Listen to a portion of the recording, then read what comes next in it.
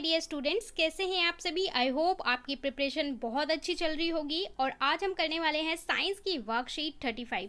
So students, ये आपकी worksheet 29 of सितंबर के लिए है। न्यू चैप्टर स्टार्ट हो चुका है, human I and the colourful world. और ये चैप्टर मैंने आपको ऑलरेडी पढ़ा रखा है। अगर आपने वो वीडियो नहीं देखा है तो आप उसे प्लेलिस्ट में जाइए, पीकेडी साइंस, और वहाँ से वन शॉर्ट वीडियो में कंप्लीट चैप्टर को आप अच्छे से समझ सकते हैं। सो फर्स्ट टॉपिक है total internal reflection.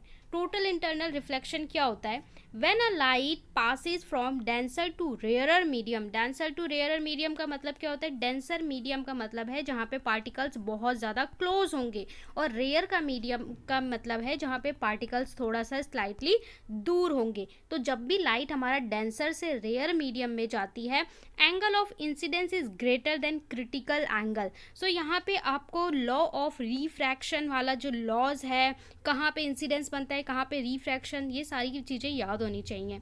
The light will reflect in closed medium, this is called total internal reflection. So अगर मैं इसे सिंपल भाषा में आपको समझाऊं कि टोटल इंटरनल रिफ्लेक्शन क्या होता है, तो देखिए पहले आप रिफ्लेक्शन को याद कर लीजिए। जब लाइट किसी भी हमारे मीडियम पे टकराती है, ठीक है, और टकरा के अपने पाथ से बाउंस बैक होती है, तो उसे हम बोलते हैं रिफ्लेक्शन। टोटल इंटरनल रिफ्लेक्शन कब होता है कि आपके पास कोई मीडियम है और लाइट यहाँ पे एंटर कर रही है। अब एंटर करा लाइट, यहाँ पे टकराई और उसका क्या हो गया? रिफ्लेक्शन हो गया। अब जी यहाँ पे टकराई, फिर रिफ्लेक्शन हो गया, फिर यहाँ टकराई, फिर रिफ्लेक्शन हो गया। सो इस तरीके से अगर रिफ्लेक्शन होता है, सो इसे हम बोलते हैं टोटल इंटरनल रिफ्लेक्शन। ओके, चलिए आगे देख लेते हैं। Condition for total internal reflection, क्या कंडीशन होनी चाहिए? Light should pass through denser to rare medium. इसका मतलब है कि लाइट डेंसर से मीडियम में जाए। डेंसर से medium, for example glass to air, ठीक है, कांच से निकल के एयर में जाए। डेंसर से रेयर मीडियम में जाना चाहिए। Angle of incidence should be greater than critical angle. तो ये दो कंडीशन रिक्वायर्ड है टोटल इंटरनल रिफ्लेक्शन के लिए। Critical angle is defined as the angle of incidence for which angle of refraction is 90 degree. यहाँ पे कंडीशन क्या है कि जब हमारा angle of incidence and angle of reflection जब हमारा 90 डिग्री पे होता है, वही चीज़ जो मैंने आपको समझाया इस तरीके से, जब आपका रिफ्लेक्शन होता है टोटल इंटरनल रिफ्लेक्शन 90 डिग्री पे, ठीक है। अब देखिए एटमॉस्फेरिक रिफ्रैक्शन। अब रिफ्रैक्शन क्या होता है? थोड़ा सा रिफ्रैक्शन को याद कर लेंगे। रिफ्रैक्शन का मतलब होता है when you have two medium, medium 1 and medium 2। हमारी लाइट मीडियम 1 से मीडियम 2 में जाती है तो उसकी स्पीड चेंज होती है। जैसे कि पानी से एयर में लाइट पास हो रही है, एयर से ग्लास में पास हो रही है, तो उसकी स्पीड चेंज होती है और यहाँ पे होता है रिफ्रैक्शन। और रिफ्रैक्शन की वजह से हमें बहुत सारे फिनोमेना नेचुरल देखने को मिलते हैं। फॉर एग्जाम्पल, अगर मैं आपको बोलूँ कि आपने देखा होगा कि जब आप लेमन बनाने को बोलते हो नींबू वाले को, तो उसके पास यहाँ पे एक ग्लास ऑफ वाटर, पानी में बहुत सारे लेमन रखे होते हैं, इस तरीके से लेमन रखे होते हैं। और जब आप दूर से देख रहे होते हो ना, तो ये इसका जो तला है ग्लास का, ये एक्चुअल में यहाँ होता है, बट हमें नींबू यहाँ पे नजर आता है। ऐसा लगता है कि इसका तला थोड़ा सा ऊपर उठ गया है। अगर आपने कभी नींबू पानी पिया हो या नींबू पानी वाले के पास देखा हो, नींबू ये ऐसे रखे होते हैं और हमें ये थोड़ा सा उठा हुआ, तले से उठे हुए। या फिर आपने ग्लास ऑफ वाटर में, कांच का ग्लास है, उसमें पेंसिल रॉड डाल दी, तो भी आप देखोगे ये एक्चुअल में यहाँ पे होगी पेंसिल की नोक, लेकिन आपको थोड़ा सा ऊपर यहाँ पे नजर आएगी। मतलब एग्जैक्टली पोजीशन से थोड़ा सा ऊपर की तरफ शिफ्ट हमें नजर आता है ड्यू टू रिफ्रैक्शन, रिफ्रैक्शन की वजह से, ठीक है। रिफ्रैक्शन की वजह से हमें इस तरीके का ये नजर आता है। अब आपको ये चीज़ समझ में आ गई। अब आपको समझना है twinkling of star. Star twinkle क्यों करते हैं? तो देखिए यहाँ पे मैं ये आपको ये पढ़ के नहीं बताऊंगी, इसका एग्जैक्टली यहाँ पे दो चीज़ें होती है वो समझाऊंगी। यहाँ पे आपका क्या होता है? स्टार होता है, ये है आपका स्टार, और यहाँ पे आपकी है आंखें, आप यहाँ से खड़े होकर देख रहे हो स्टार को। सो क्या होता है? देखिए दो चीज़ें होती हैं। एक तो क्या होता है? Apparent position, apparent position shift होता है। अपारेंट पोजीशन शिफ्ट का वही जो मैंने नींबू का एग्जांपल दिया कि एक्चुअल में तो ये यहाँ पे होगा, लेकिन हमें नज़र ये यहाँ पे आएगा। वाई? क्योंकि ड्यू टू एटमॉस्फेरिक रिफ्रैक्शन। जैसे यहाँ हमारे एयर में रिफ्रैक्शन हो रहा है, वैसे एटमॉस्फेयर में रिफ्रैक्शन हो रहा होता है, जिसकी वजह से एक्चुअल में स्टार यहाँ एग्जिस्ट करता है, बट वो हमें थोड़ा सा शिफ्ट, अपनी पोजीशन से थोड़ा सा शिफ्ट नजर आता है, जिसे अपारेंट पोजीशन बोलते हैं।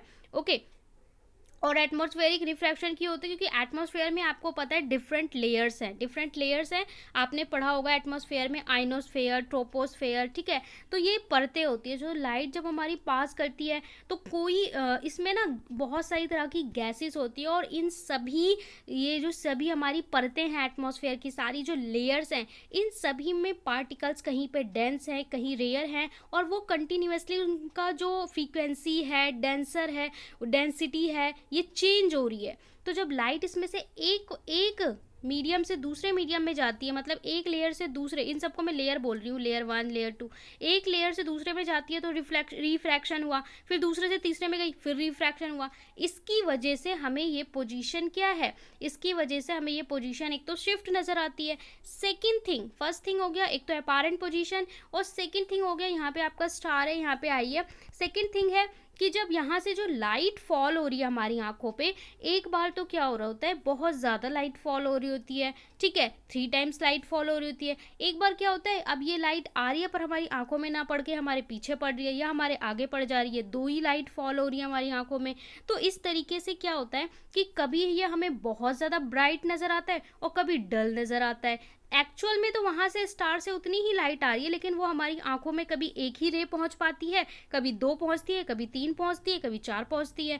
तो ये ड्यू टू रिफ्रैक्शन की वजह से ये क्या होता है, हमें स्टार कभी बहुत ज़्यादा चमकदार नज़र आता है, कभी डिम, कभी चमकदार, कभी डिम। तो ये हमें सोर्स ऑफ लाइट लगता है और बहुत ज़्यादा ये डिम और लाइट लगता है, जिसकी वजह से ये ट्विंकलिंग ऑफ स्टार हमें पता चलता है। लेकिन अगर आप स्पेस में जाइए, धरती से बाहर चले जाइए जहाँ पे ये लेयर्स का एटमॉस्फेरिक रिफ्रैक्शन ना हो, तो आपको स्टार इस तरीके से डॉट स्ट्रक्चर लगेंगे कि डॉट कोई लैंप रखा हुआ इस तरीके से लगेंगे, ट्विंकल करते हुए नज़र नहीं आएंगे। ऑलराइट, चलिए नेक्स्ट है advance sunrise and delay sunset. ये भी मैंने बहुत डिटेल में आपको पढ़ा रखा है, तो आप लोग वीडियो ज़रूर देख लीजिए।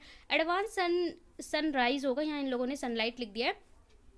क्या होता है कि देखिए मॉर्निंग में जब हमारा सन होता है ना, जब सन राइज होता है, हम बोलते हैं सूर्य उदय हो गया, सन अपने हॉरिजॉन से ऊपर आ गया, तो उसके 2 मिनट पहले ही सन हमें नज़र आता है। एक्चुअल में जो हमारी हॉरिजॉन लाइन है जहाँ से सनराइज हो रहा है, तो अभी 2 मिनट पहले ही, मतलब सन यहाँ पे है और अभी 2 मिनट पहले ही हमें लगता है सूर्य उदय हो गया है। इसी तरीके से जब सनसेट हो जाता है, सूरज अपने हॉरिजॉन लाइन से नीचे चला जाता है, उसके 2 मिनट तक हमें आसमान में सूरज नज़र आता है। तो इसे हम बोलते हैं एडवांस सनराइज और डिले सनसेट। तो इसका फंडा क्या है, तो इसके पीछे भी फंडा है एटमॉस्फेरिक रिफ्रैक्शन का। क्या होता है कि जो ये लेयर्स होती हैं, डिफरेंट लेयर्स, अब हमारी ये हॉरिजॉन लाइन है, सन हमारा यहाँ है, तो जब इसकी लाइट फॉल होती है तो ड्यू टू रिफ्रैक्शन, ऐसे तो हमारी आंखों पे नहीं पड़ सकती थी, लेकिन यहाँ पे डिफरेंट लेयर्स होती हैं, रिफ्रैक्शन की वजह से वो थोड़ा सा उठा हुआ, फिर दूसरी लेयर है यहाँ पे भी रिफ्रैक्शन होगा, तो इसकी वजह से ये थोड़ा सा हमें अभी यहाँ पे होता है और एक्चुअल में हमें ऊपर, वही मैंने जो आपको ग्लास वाला समझाया कि एक्चुअल में नींबू यहाँ पे है बट हमें यहाँ नज़र आ रहा है। तो उसी तरीके से सन अभी नीचे ही है हॉरिजॉन लाइन से, पर 2 मिनट पहले ही वो हमें ऊपर नज़र आना शुरू हो जाता है। इसके बाद है टिंडल इफेक्ट। सो टिंडल इफेक्ट क्या होता है, Tyndall effect due to scattering of light, ये भी आपने पढ़ा था क्लास 9th में कि जो कोलॉइड पार्टिकल्स होते हैं, तो अगर उन्हें हम लाइट में देखें तो लाइट में वो पार्टिकल स्कैटर हो जाते हैं, एक पार्टिकल दूसरे से टकराते हैं और सारे पार्टिकल्स आपस में स्कैटर हो जाते हैं, इसको हम टिंडल इफेक्ट बोलते हैं। सो ये स्कैटरिंग ऑफ लाइट भी एक फिनोमेना है। इसकी वजह से हमें जो स्काई है वो ब्लू नज़र आता है। जो स्काई है वो ब्लू क्यों नज़र आता है, हमने पढ़ा था कि जो वाइट लाइट है वो 7 कलर से मिलकर बनी है, ठीक है, 7 कलर से। तो स्काई में क्या होता है, जो स्काई में भी वाइट लाइट स्कैटर होती है, ड्यू टू स्कैटरिंग, स्कैटर होने की वजह से वहाँ पे 7 कलर, तो अब स्कैटर होगी तो इसमें ये 7 कलर होंगे, लेकिन जो ब्लू वाला पोर्शन है ना, ब्लू कलर का पोर्शन है, वो अकॉर्डिंग टू कैलकुलेशन जो ब्लू कलर है वो बहुत ज़्यादा होता है, और आसमान इतना बड़ा है तो ब्लू कलर बहुत ज़्यादा होता है, इसलिए हमें रेड, वॉयलेट, इंडिको वो कलर ना दिख के ब्लू कलर ही ज़्यादा अपीयर होता है और ब्लू कलर हमें ज़्यादा नज़र आने लगता है। तो ये होता है the colour of the sky appear blue due to scattering of light when sunlight passes through the atmosphere. जब सनलाइट एटमॉस्फेयर से पास करता है, fine particle of air scatter and colour more strongly than red. तो ये जो colour होता है ये रेड से ज़्यादा स्ट्रॉन्ग होता है, इसलिए हमें पूरा स्काई ब्लू दिखता है। और ब्लू भी नहीं, देखिए यहाँ पे ना जो इंटेंसिटी होती है वो ब्लू, वॉयलेट और इंडिगो की होती है, लेकिन ब्लू, वॉयलेट और इंडिगो में भी जो अगर हम ग्राफ देखेंगे उसमें सबसे ज़्यादा कलर ब्लू का होता है, इसलिए वॉयलेट और इंडिगो हमें नहीं नज़र आते और हमें ब्लू नज़र आता है। इसके बाद है why sky appear to colour during sunrise and sunset. इसके अलावा जो सनराइज और सनसेट के अलावा, सनसेट जब होता है और सनराइज होता है तो स्काई हमें थोड़ा सा रेडिश नज़र आने लगता है। तो उस टाइम क्या होता है, सनराइज या सनसेट के समय में सन जो होता है हॉरिजन लाइन के पास होता है, जिसकी वजह से जो रेड कलर है उसकी स्ट्रेंथ ज़्यादा बढ़ जाती है और वहाँ पे हमें सन और जो सन के आसपास का स्काई है वो हमें रेड नज़र आने लगता है।